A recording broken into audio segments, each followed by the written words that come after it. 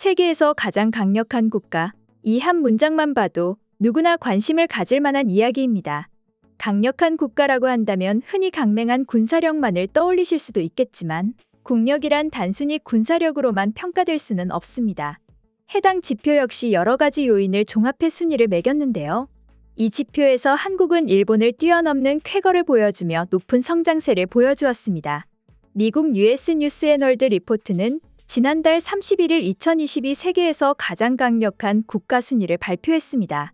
그중 한국은 당당히 6위에 선정되며 8위인 일본보다 2계단 높은 순위에 올랐는데요. 6위라는 숫자가 대단하지 않다고 여기실 수 있지만 과거 힘들었던 한국을 돌이켜보면 수많은 선진국들을 제치고 차지한 6위는 정말 값진 기록이라고 할 수 있었죠. 실제로 불과 수십 년 전 아프리카의 개도국보다 가난하다는 평가를 받던 한국이었기에 대단하다라고 밖에 말할 수가 없습니다. 특히나 주목해야 할 점은 순위도 순위지만 한국은 유독 좋은 평가로 가득했다는 점인데요. 해당 지표에서 1위를 차지한 것은 당연하게도 미국입니다. 뒤이어 중국과 러시아가 각각 2, 3위로 집계되었죠. 그 뒤를 독일과 영국 그리고 한국이 차지했습니다. 뉴스 앤 월드 리포트는 미국에 대해 세계에서 가장 지배적인 경제 및 군사 강국이라고 진단했습니다. 그러면서 문화적으로도 음악, 영화, 텔레비전으로 표현되는 대중문화의 상당히 큰 부분을 주도하며 전 세계에 영향력을 펼치고 있다고 밝혔는데요. 다만 세계 최강국임에도 불구하고 미국은 여전히 인종적 긴장, 소득 불평등, 점점 더 양극화되는 유권자 등 국내 문제에 직면해 있다는 평가를 받기도 했습니다. 중국도 마찬가지입니다. 중국에 대해선 1978년 덩샤오핑 전 지도자가 개혁을 단행한 이후 세계에서 가장 빠르게 성장하는 주요 경제국 중 하나이라 말하면서도 중국의 급속한 경제 발전은 인구 증가와 천연자원의 균형, 소득 불평등 심화, 전국적으로 심각한 오염 증가 등 여러 국내 문제를 가져왔다며 지적을 서슴지 않았는데요. 러시아의 경우 정세가 정세다 보니 더욱 안 좋은 평가가 뒤따랐습니다.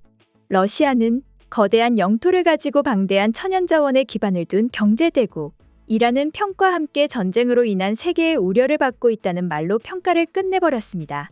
하지만 한국은 달랐습니다. 한국은 지난해 8위에서 2단계나 상승하며 떠오르는 강국으로 인정받고 있었는데요. 실제로 한국에 대한 설명에는 극찬일색이었습니다.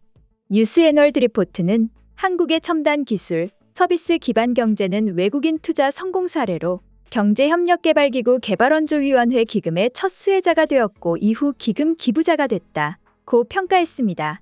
더불어 1960년대 이후 꾸준한 성장과 빈곤 감소를 경험했으며 현재는 전체적으로 세계 최대 경제국 중 하나다. 세계 최대의 국민 총저축과 외국인 투자 보유고를 보유하고 있다. 라는 평가까지 이어졌으며 이 밖에도 건강보험 및 의무교육 등을 언급하고 있었죠.